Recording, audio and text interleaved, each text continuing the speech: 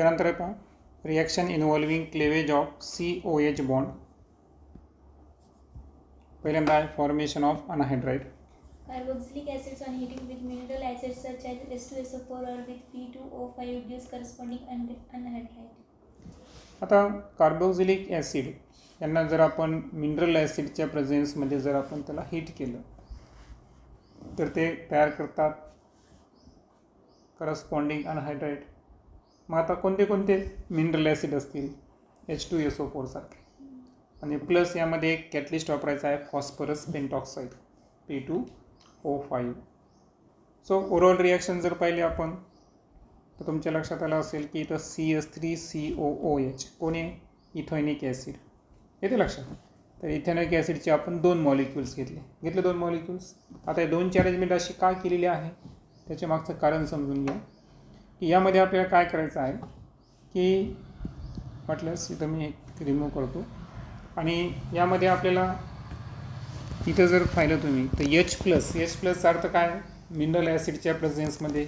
डेल्टाचा अर्थ काय आहे त्याला हीट करायचा आहे. त्यानंतर कॅटलिस्ट म्हणून कोणाचा वापर करू शकतो आपण फॉस्फरस पेंटॉक्साईडचा वापर करू शकतो.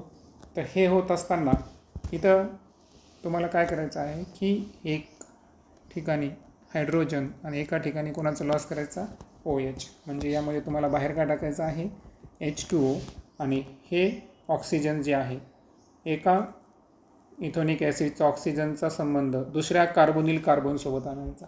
बरोबर आहे का? मग इथं काय झालं बरं की हा जो C डबल बॉन्ड आहे आणि हा C डबल बॉन्ड या दोघांना कोणी जोडलं एका सिंगल ऑक्सिजननं जोडलं आणि दॅट्स वाय हा आहे इथेनॉइक अनहायड्राइड. लक्षात आलं? बघा इथेनॉइक अनहायड्राइडला बऱ्याच वेळेस आपण असं लिहिलं आहे. कसं लिहिलं आहे CH3CO बाहेर ब्रॅकेटच्या ट्वाईस आणि O असं लिहिलं आहे. येते लक्षात? मग हे आले CH3 दोनदा C डबल बॉन्ड O दोनदा आणि बाहेर एक ऑक्सिजन है ना. हे असं फॉर्म्युला आपण इथेनॉइक अनहायड्राइडचं लिहितो पण रिअल स्ट्रक्चर असं असतं. Clear? Next esterification. Carboxylic acids are esterified with alcohols or phenols with presence of the mineral acids such as concentrated H2SO4 or HCl as gas as a catalyst. आता आपल्याला काय करायचं carboxylic acid पासून आपल्याला Easter तयार करायचं. Easter तयार करण्याच्या प्रोसेसला इस्टेरिफाईड म्हणायचं. तर इस्टर तयार करण्याची त्यांची रिॲक्शन आपल्याला एक तर अल्कोहोलसोबत करावं लागेल किंवा फिनलसोबत करावं लागेल.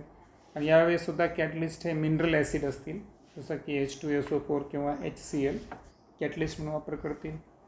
सो ओव्हरऑल जर पाहिलं आपण तर कोणी आपल्याकडे RCOOH आहे आणि एक आपण अल्कोहोल घेतला. या दोघांची रिॲक्शन होत असताना H प्लस म्हणजे मिनरल ॲसिड या दोघांसारखे हे असतील कॅटलिस्ट. मग याच्या प्रेझेन्समध्ये काय होतं की हा जो RCOO आहे बरोबर तर हा डायरेक्ट कोणाला अटॅच होतो या ठिकाणी वाटल्यास इथला H आणि इथला OH हे H2O बाहेर काढू. RCOला डायरेक्ट R डॅश अटॅच झाला आणि तुम्हाला माहीत आहे की 2 अल्किल ग्रुपच्या मध्ये COO असेल जसं की त्याला आपण कसं लिहितो RC डबल बॉन्ड OOR असं लिहितो ना. हा झाला इस्टर ग्रुप बरोबर. किंवा एखादी रिॲक्शन जर लिहायची असेल तुम्हाला तर एक रिॲक्शन घेऊ आपण पहा CH3COOH बरोबर आणि प्लस इथं आपण C2H5OH घेऊ बरोबर. मग H प्लसच्या प्रेझेन्समध्ये काय होणार बरं की हा जो CH3COO आहे तर याला डायरेक्ट C2H5 अटॅच होतो आणि हा H आणि OH H2 म्हणून बाहेर पडतील. मग स्ट्रक्चर कसं होईल CH3C double bond O C2H5 correct plus H2O. तर अशा पद्धतीने हे इस्टर तयार करायचे. त्यानंतर घेऊ आपण mechanism of esterification of carboxylic acid. मग आता आपण जे कार्बोक्सिलिक ॲसिड तयार केलं त्याचं मेकॅनिझम कसं आहे ते समजून घेऊ. The esterification of carboxylic acid with alcohol is a kind of nucleophilic acid substitution. आता कार्बोक्सिलिक ॲसिडचं अल्कोहोलसोबत जे इस्टेरिफिकेशन व्हायलं तर ते एक प्रकारचं कोणती रिॲक्शन आहे न्यूक्लिओफिलिक ॲसिड सबस्टिट्यूशन. काय शब्द वापरला nucleophilic acid substitution. Protonation of the carbonyl oxygen activates the carbonyl group towards nucleophilic addition of the alcohol. आता जे कार्बोनिल ऑक्सिजन आहे त्याच्यावर पॉझिटिव्ह चार्ज आणणे म्हणजेच काय, प्रोटोनेशन करणे. तर हे कसं होतं की जो कार्बोनिल ग्रुप आहे ना तर त्यावर होतो न्यूक्लिओफिलिक ॲडिशन रिॲक्शन, बरोबर. आणि हे ॲडिशन रिॲक्शन कोणाकडून होतं या ठिकाणी, अल्कोहोलकडून होतं. जसं की इथं तुम्ही रिॲक्शनमध्ये पाहू शकता. काय होतं बरं, RCOOH होता. H+च्या प्रेझेन्समध्ये काय झालं बरं की इथं जर पाहिलं आपण तर हा प्रोटोनेशन कुठं झाला या ठिकाणी, कार्बोनिल ऑक्सिजनवर, बरोबर आहे का. शब्द वापरला ना की protonation of the carbonyl oxygen. Carbonyl ऑक्सिजनचं काय झालं या ठिकाणी, प्रोटोनेशन झालं. म्हणजे इथं डबल बॉन्ड तर डबल बॉन्ड कायम राहिला, काही अडचण नाही, पण ओला H अटॅच झाला म्हणून OH+ या ठिकाणी झालं, हे की नाही. Proton transfer in the tetrahedral intermediate converts the hydroxyl group into OH2 group.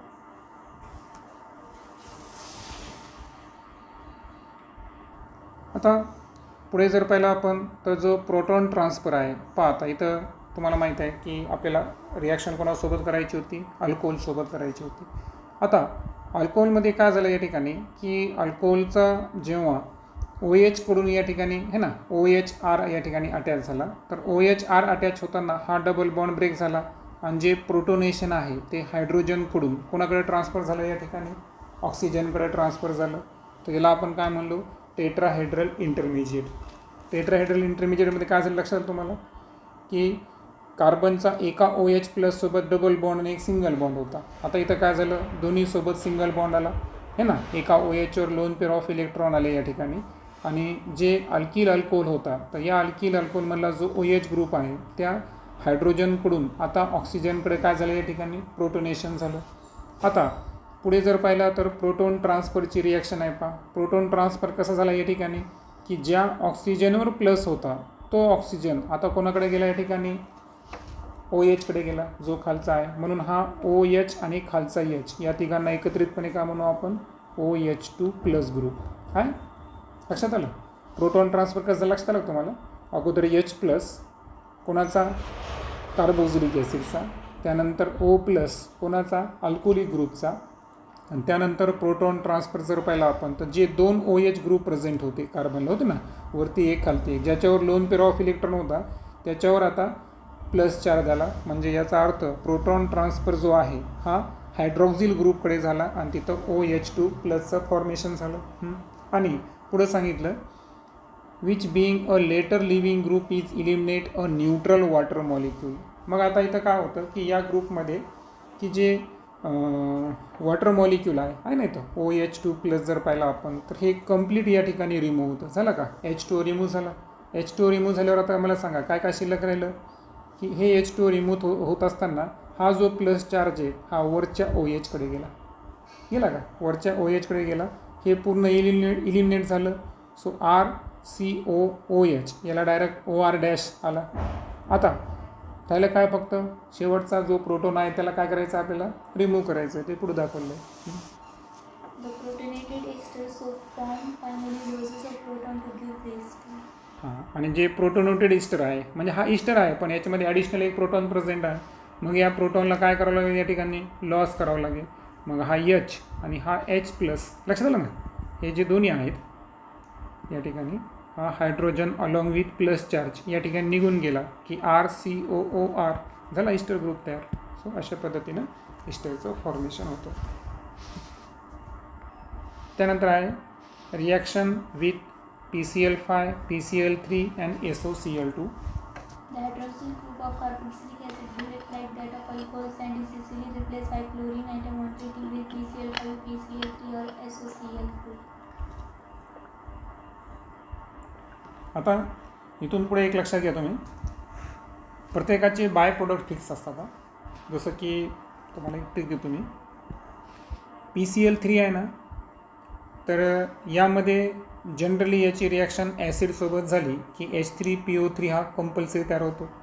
PCl5 जे आहे त्याच्यामध्ये 2 प्रोडक्ट असतात, POCl3 आणि HCl. थायोनिल क्लोराईडचे रिॲक्शनमध्ये SO2 आणि HCl हे कंपल्सरी असतात. इथून पुढे तुम्हाला ट्रिकी कामी येईल या ठिकाणी. आता प्रश्न आहे आपला की कार्बोक्सिलिक ॲसिडचा जो हायड्रॉक्झिल ग्रुप आहे, ओके, तर हा जो हायड्रॉक्झिल ग्रुप आहे ना, तर बिहेव लाईक अ अल्कोहोल, म्हणजे तो अल्कोहोलसारखा बिहेव करतो आणि म्हणून त्याला आपल्याला काय करावं या ठिकाणी, हायड्रॉक्झिल ग्रुप म्हणजे OH, या OHला आपल्याला रिप्लेस करायचं आहे. येते लक्षात. तर OHला रिप्लेस करताना आपण क्लोरीन ॲटमने रिप्लेस करतो. मग हे क्लोरीन आणायचं कुठून, तर क्लोरीनचे 3 चान्सेस आहेत, PCl5, फॉस्फरस पेंटाक्लोराईड, फॉस्फरस ट्रायक्लोराईड आणि SOCl2 म्हणजे काय, थायोनिल क्लोराईड.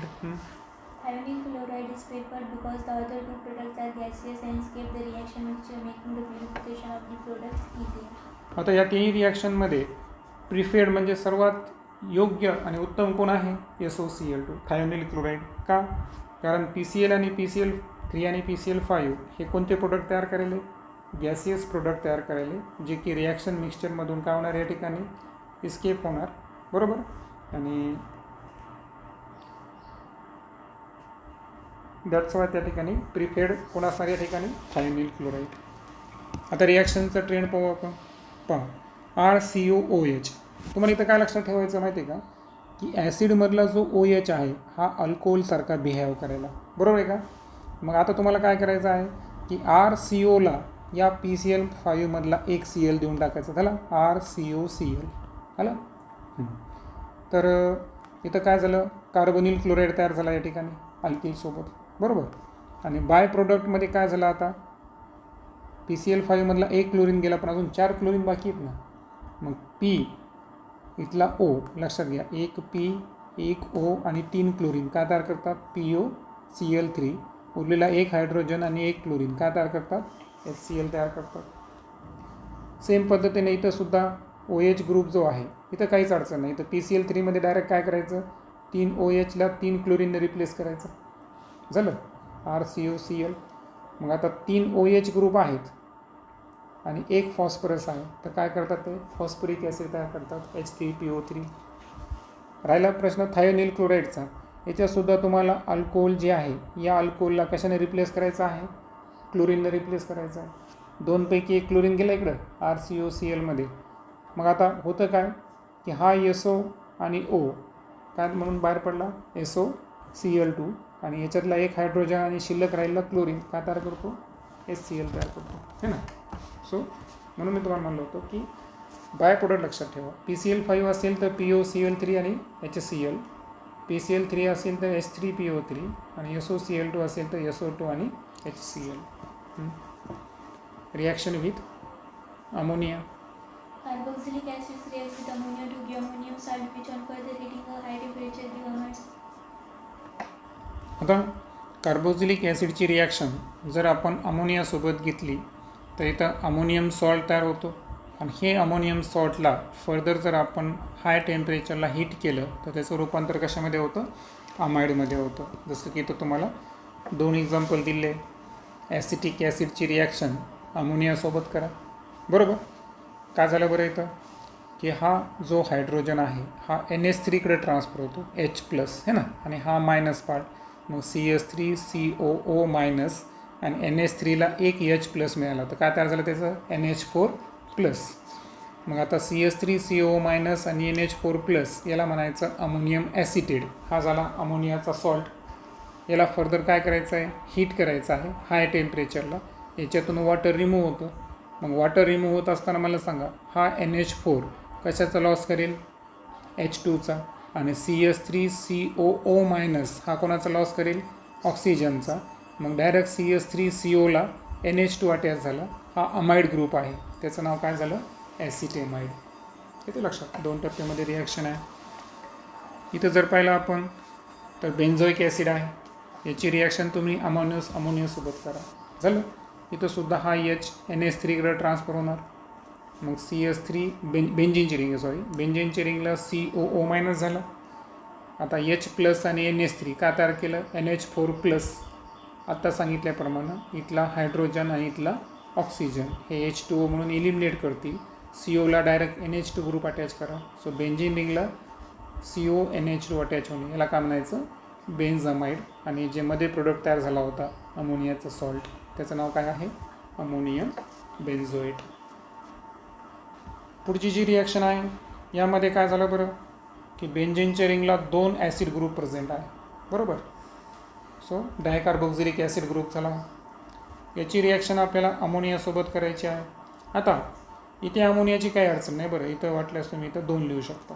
2 लिहिल्यामुळं काय झालं की पुन्हा इथे एक आणि इथे एक हायड्रोजन ट्रान्सफर झाला, आलं का? CO-NH4+, CO-NH4+. पुन्हा इथलं H2OH2 रिमूव्ह करा, इथे CONH2, इथे CONH2. आता लक्षात घ्या, पहिली रिॲक्शन ही रिव्हर्सिबल आहे. रिव्हर्सिबलमध्ये काय तयार झाला होता? अमोनियम थॅलेट. फर्दर डिहायड्रेशन होऊन काय तयार झाला? थॅलेमाइड झाला, अमाइड तयार झाला. पण ही रिॲक्शन इथं स्टॉप होते का? नाही. तर इथं काय होतं माहिती आहे का? आणखीन स्ट्रॉंग जर आपण हीट केलं तर याच्यातून कोण बाहेर पडला बरं? NH3 बाहेर पडला. आता NH3 बाहेर होण्यासाठी समजा आपण म्हणलो की वरच्या ग्रुपनं Hचा लॉस केला, तर खालचा ग्रुप कशाचा लॉस करायला? NH2चा लॉस करायला. येते लक्षात? मग यानं Hचा लॉस केला, यानं NH2चा लॉस केला. म्हणून काय होतं की हे C डबल बॉन्ड O यांना जोडताना किती अमाइड शिल्लक राहिला? फक्त एकच NH शिल्लक राहिलं ना, कारण NH3चा इथं लॉस झालेला आहे. मग हे अशा पद्धतीचे जे स्ट्रक्चर आहे त्याला काय म्हणायचं? थॅलामाइड. काय म्हणायचं याला? थॅलामाइड स्ट्रक्चरचं या ठिकाणी फॉर्मेशन होतं. त्यानंतर आहे रिॲक्शन इन्व्हॉल्विंग COOH ग्रुप. त्यामध्ये पहिली रिॲक्शन पाहू आपण, reduction. Carboxylic acids are reduced to primary alcohol by lithium aluminum hydride or better with diborane. आता कार्बोक्झिलिक ॲसिडला जर रिड्यूस करायचं असेल तर या ठिकाणी कशामध्ये? प्रायमरी अल्कोहोलमध्ये. तर तुम्हाला 2 गोष्टी वापराव्या लागतील. एक लिथियम ॲल्युमिनियम हायड्राईड किंवा त्याहीपेक्षा बेटर कोण असेल या ठिकाणी? डायबोरेन असेल. Diborane does not easily reduce functional groups such as esters, nitro, halo, etc. पण डायबोरेनचं पण एक वैशिष्ट्य आहे की तो जर फंक्शनल ग्रुप त्यामध्ये प्रेझेंट असतील कार्बोक्झिलिक ॲसिडसोबत, समजा इस्टर, नायट्रो, हॅलोजन वगैरे जर अटॅच असतील, तर अशा वेळेस मात्र तो इझिली रिड्यूस करणार नाही. Sodium borohydride does not reduce the carboxyl group. आणि जे सोडियम बोरोहायड्रेट आहे तर हा मात्र कार्बोक्झिलिक ग्रुपला काय करू शकत नाही, या ठिकाणी रिड्यूस करू शकत नाही. आता इथे एक लक्षात ठेवायचं आहे तुम्हाला की पहा, इथं आपण कोणता ग्रुप घेतला? कार्बोक्झिलिक ॲसिड ग्रुप घेतला. आता याचं रिडक्शन करायचं आहे. तर रिडक्शन करताना आपण कशामध्ये रिडक्शन करायचं आहे? याचं अल्कोहोलमध्ये रिडक्शन करायचं आहे. आता रिडक्शन करायचं म्हणजेच काय करायचं बरं? इथं हायड्रोजन ॲड करायचं आहे. Addition of hydrogen is nothing but it is the reduction, बरोबर ना? आता हे रिडक्शन होत असताना रिड्युसिंग एजंट म्हणून आपण पहिल्यांदा वापर करू शकतो लिथियम ॲल्युमिनियम हायड्राईडचा, बरोबर आहे. अलॉंग विथ त्याचा वापर काय करायचा? इथं अलॉंग विथ इथर त्याचा आपण वापर करणार. किंवा त्यापेक्षा बेटर जो या ठिकाणी रिड्युसिंग एजंट आहे तो कोण आहे? B2H6. B2H6ला काय नाव म्हणतो आपण? त्याला डायबोरेन. काय म्हणतो त्याला आपण? डायबोरेन याचा वापर करता येतो. आता यामध्ये एक लक्षात ठेवायचं की या अल्किल म्हणजे हे जे कार्बोक्झिलिक ॲसिड आहे याला जर एखादा इस्टर, नायट्रो किंवा हॅलोजन अटॅच असेल तर तिथे तुम्हाला आवर्जून लक्षात ठेवायचं आहे की ती रिॲक्शन डायबोरेन करू शकत नाही. लक्षात घ्या, जर तुम्हाला परीक्षेमध्ये एखाद्या वेळेस रिॲक्टंट दिला आणि त्या रिॲक्टंटला हॅलोजन अटॅच आहे, येतं लक्षात? जर हॅलोजन अटॅच असेल आणि तिथं डायबोरेन असेल, तुम्हाला तिथं फर्दर लिहावं लागेल नो रिॲक्शन. ठीक आहे. पुन्हा sodium borohydride does not reduce the carboxylic group. जर तुम्हाला इथं दिलं RCOOH, त्यानंतर कॅटलिस्ट दिला तुम्हाला. काय दिला कॅटलिस्ट या ठिकाणी?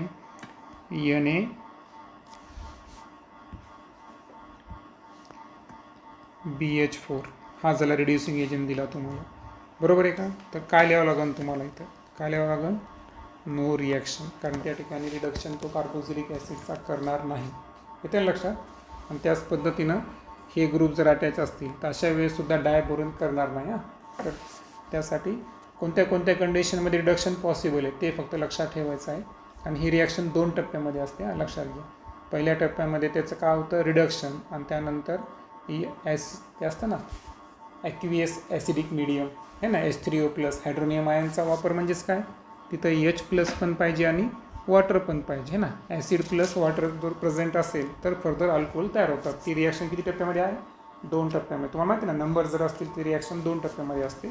आपल्याला म्हणजे कार्बोक्सिलिक ॲसिडपासून जेव्हा अल्कोहोल तयार करतो तर हा 2 टप्प्यामध्ये असतो. त्यानंतर घेऊ आपण decarboxylation. Carboxylic acid lose carbon dioxide to form hydrocarbon when their sodium salts are heated with soda lime, NaOH and CaO in the ratio of 3:1. The reaction is known as decarboxylation. आता carboxylic acid CO2चा loss केव्हा करतो पहा. तर CO2चा loss केव्हा करतो, जर त्याला आपण कशाच्या प्रेझेन्समध्ये हीट केलं, सोडा लाईमच्या प्रेझेन्समध्ये जर हीट केलं. आता सोडा लाईम म्हणजेच NaOH आणि CaO म्हणजे सोडियम हायड्रॉक्साईड आणि कॅल्शियम ऑक्साईड हे कोणत्या रेशोमध्ये घ्यायचे आपल्याला, 3:1 रेशोमध्ये घ्यायचं. अशा केसमध्ये कार्बोक्सिलिक ॲसिड जे आहे ते कार्बन डायऑक्साईडचा लॉस करतात. कार्बन डायऑक्साईडचा लॉस करणे याला काय म्हणतो आपण, डिकार्बोक्सिलेशन. आणि तयार होणारा प्रोडक्ट हा कोण असतो, हायड्रोकार्बन असतो. जसं की रिॲक्शनमध्ये जर पाहिलं आपण तर पहा, RCOONA घेतलं आपण, sodium salt of carboxylic acid. याची रिॲक्शन NaOH आणि कॅल्शियम ऑक्साईड कोणत्या रेशोमध्ये घ्यायचे, 3:1.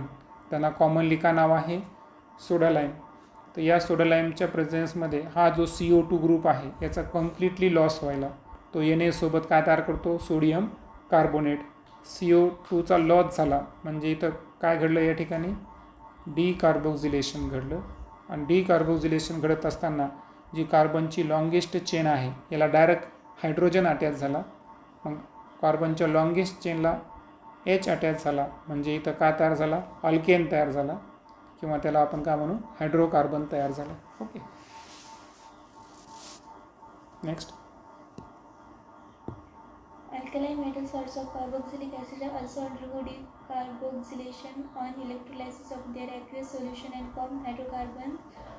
Hydrocarbon having twice the number of carbon atom present in the alkyl group of the acid. The reaction is known as Kolbe electrolysis. Kolbe electrolysis आपण पाहिलेलं आहे हायड्रोकार्बनमध्ये. तर पहा, alkali metal salt असतील carboxylic ॲसिडचे म्हणजे RCONA सारखे, तर हे सुद्धा डिकार्बोक्सिलेशन प्रोसेसमध्ये जातात. परंतु ॲक्वियस सोल्युशनचं काय व्हायला पाहिजे, त्या ठिकाणी इलेक्ट्रोलायसिस व्हायला पाहिजे. हे सुद्धा वरच्या पद्धतीनं RH म्हणजे हायड्रोकार्बनचंच फॉर्मेशन करतात, पण यामध्ये कार्बन ॲटमची संख्या काय होऊन जाते, दुप्पट होऊन जाते. पहा, म्हणजे इथं अल्कली मेटलचं सॉल्ट 2 वेळेस घ्यायचा, येते लक्षात, आणि 2 वेळेस घेऊन त्या ठिकाणी हायड्रोकार्बनचं फॉर्मेशन होतं. आणि फायनली या रिॲक्शनला काय म्हणायचं, कोल्बेज इलेक्ट्रोलायसिस. लक्षात तुम्हाला. आता म्हणजे इथं काय करायचं तुम्हाला, जे कार्बनचे 2दा घ्यावं लागतं. काय घ्यावं लागतं, याला 2दा घ्यावं लागतं. म्हणजे कार्बनच्या चेनला कार्बनची चेन या ठिकाणी तुम्हाला काय करायची असते, अटॅच करायची असते. आणि म्हणून त्या ठिकाणी कार्बन ॲटमची संख्या जी आहे ती हायड्रोकार्बनमध्ये काय होते, दुप्पट होते, ट्वाईस होते. हे आहे कोल्बेज इलेक्ट्रोलायसिस. त्यानंतर घेऊ आपण substitution reaction in hydrocarbon part. यामध्ये पहिली रिॲक्शन आहे हॅलोजिनेशन. Carboxylic acids having an alpha hydrogen are halogenated at the alpha position on treatment with chlorine or bromine in the presence of small amount of red phosphorus to give alpha hydrocarboxylic acids. The reaction is known as Hehl-Wohlhard-Zelensky reaction. पुढची reaction आहे हेल-वोल्हर्ड-झेलेन्स्की reaction. याच्यामध्ये काय करायचं आपल्याला, असा carboxylic acid घ्यायचा आहे की ज्याच्यामध्ये अल्फा हायड्रोजन प्रेझेंट असेल. अल्फा हायड्रोजन माहिती आहे सर्वांना कन्सेप्ट. पहा, हा COS सोडून शेजारचा जो कार्बन असतो तो कार्बन कोणता आहे, अल्फा कार्बन, आणि त्याला अटॅच असणारा जो हायड्रोजन आहे तो कोणता हायड्रोजन झाला, अल्फा हायड्रोजन. बरोबर ना. तर यामध्ये काय करायचं आपल्याला की याची रिॲक्शन आपल्याला कोणासोबत करायची, X2 म्हणजे हॅलोजन. हे हॅलोजन कोण असतील बरं, एक तर क्लोरीन असेल किंवा ब्रोमीन असेल. प्लस यामध्ये कॅटलिस्ट आहे. कोणता कॅटलिस्ट वापरलेला आहे? Red phosphorus. आता रेड फॉस्फरस प्रेझेंट असताना या ठिकाणी काय होतं की हा जो CH2 आहे यामधल्या एका Hचा लॉस किंवा रिप्लेस, याला रिप्लेस कोण करतो या ठिकाणी? हॅलोजन रिप्लेस करतो. म्हणजे पहा, हे जे ॲसिड ग्रुप आहे ना तो ॲज इट इज राहिला. CH2 मधला एक हायड्रोजन म्हणजे अल्फा हायड्रोजन याला हॅलोजननं रिप्लेस केलं Xनं, बरोबर. आणि हा हॅलोजन क्लोरीन किंवा ब्रोमिन असेल. पण ही रिॲक्शनसुद्धा 2 टप्प्यामध्ये आहे. पहिल्या टप्प्यामध्ये RCH2COHची रिॲक्शन हॅलोजनसोबत होईल रेड फॉस्फरसच्या प्रेझेन्समध्ये, आणि त्यानंतर फर्दर हायड्रोलिसिस म्हणजे वॉटर ॲड होईल. हे 2 टप्प्यामध्ये फायनल प्रोडक्ट काय तयार होतो की CH2च्या ऐवजी CH राहतो आणि एक हायड्रोजनच्या ऐवजी कोण येतो? हॅलोजन येतो. सो आता अल्फा हायड्रोजनला हॅलोजन अटॅच आहे म्हणून या ॲसिडला काय म्हणायचं? Alpha hello carboxylic acid. लक्षात ना? अल्फा हायड्रोजनची कन्सेप्ट क्लिअर आहे तुमची. फायनली पाहू आपण ring substitution. Aromatic carboxylic acid undergo electrophilic substitution reaction in which the carboxyl group acts as a deactivating and meta-directing group. आता जे ॲरोमॅटिक कार्बोक्सिलिक ॲसिड आहे म्हणजे बेंझिन COH अटॅच असणार, बरोबर आहे का?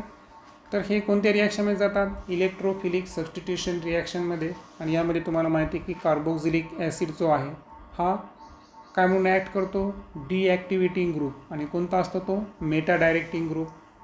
They however do not undergo Friedel-Crafts reaction because the carboxyl group is deactivating and the catalyst aluminum chloride Lewis acid gets bonded to the carboxyl group. आता हे जे aromatic carboxylic acid आहेत ना तर हे रिंग सबस्टिट्यूशन रिॲक्शनमध्ये फ्रिडेल क्राफ्ट रिॲक्शनच्या अंडरगो जात नाही. काय शब्द वापरला? फ्रिडेल क्राफ्ट रिॲक्शनच्या अंडरगो जात नाही. आणि याचं कारण सांगितलं त्यांनी की कार्बोक्सिलिक ग्रुप हा कसा आहे? डिॲक्टिवेटिंग ग्रुप आहे. आणि जो कॅटलिस्ट आहे ॲल्युमिनियम क्लोराइड्स हा स्वतः लेविस ॲसिड आहे आणि तो कार्बोक्सिलिक ॲसिडला काय असतो? बॉन्डेड असतो. सो रिॲक्शन आपण समजून घेऊ. 2 रिॲक्शन दिले आपल्याला. पहिल्या रिॲक्शनमध्ये बेन्झोइक ॲसिडची रिॲक्शन आपण कॉन्सन्ट्रेट नायट्रिक ॲसिड आणि कॉन्सन्ट्रेट H2SO4 यांच्या प्रेझेन्समध्ये केली. तर काय शब्द वापरला इथं? Meta directing. आणि सो 1, 2, 3 नंबरला काय अटॅच झाला या ठिकाणी? नायट्रो ग्रुप इंट्रोड्यूस झाला. आणि सो प्रोडक्ट काय तयार झाला? M nitro benzoic acid. Same पद्धतीनं इथं आपण बेन्झोइक ॲसिड घेतला. बेन्झोइक ॲसिडच्या प्रेझेन्समध्ये आता कोणासोबत रिॲक्शन आहे? Bromine in presence of ferric bromide. Ferric ब्रोमाइडच्या प्रेझेन्समध्ये ही रिॲक्शन असल्यामुळं इथं काय होणार? 1, 2, 3 पुन्हा मेटा पोझिशनला कोणता ग्रुप अटॅच व्हायला या ठिकाणी? ब्रोमिन ग्रुप अटॅच व्हायला. सो याचं नाव काय असेल? M bromo benzoic acid. So अशा पद्धतीचे हे रिंग सबस्टिट्यूशन रिॲक्शन आहेत. फायनली पाहू आपण uses of carboxylic acid. Methanoic acid is used in rubber, textile, dyeing, leather and electroplating industries. आता जो HCOOH बरोबर ना, ज्याला आपण फॉर्मिक ॲसिडसुद्धा म्हणतो, तर मिथेनिक ॲसिडचा वापर कुठं कुठं आहे? रबर, टेक्स्टाईल, डाईंग, लेदर आणि electroplating. Ethanoic acid is used as solvents and as vinegar in food industry. त्यानंतर सेकंड मेंबर इथेनिक ॲसिड जो आहे तो एक सॉल्वंट आहे आणि तो व्हिनेगर म्हणून त्याचा आपण यूज करत असतो food इंडस्ट्रीजमध्ये. Hexanoic acid is used in the manufacture of nylon 6,6. त्यानंतर हेक्झेनचा इरिटेन झाला कारण 2 कार्बोक्सिलिक ॲसिड प्रेझेंट आहे. डायओआयसी ॲसिड बरोबर आहे. 2 कार्बोक्सिलिक ॲसिड प्रेझेंट असणारा हेक्झेन. तर याचा वापर कशासाठी होतो? नायलॉन 6,6 हा एक पॉलिमर आहे, ते आपण नंतर चॅप्टरमध्ये शिकणार आहोत. ते तयार करण्यासाठी त्याचा वापर होतो. Esters of benzoic acids are used in perfumery. आणि जे परफ्युम्स आहे तर ते तयार करण्यासाठी आपण बेन्झोइक ॲसिडची इस्टर्स वापरत असतो. Sodium benzoate is used as a food preservative. आता तुम्हाला माहिती आहे अन्न टिकवण्यासाठी त्याच्यामध्ये काही केमिकल्स तयार करतात. तर सोडियम बेन्झोएटचा वापर आपण करू शकतो फूड रिझर्वेशन म्हणून. Higher fatty acids are used for the manufacture of soaps and detergents. आणि जे सोप आणि डिटर्जंट्स आहेत किराणा दुकानावर भेटणारे तर त्यांच्यामध्ये हायर फॅटी ॲसिडचा यूज केलेला असतो.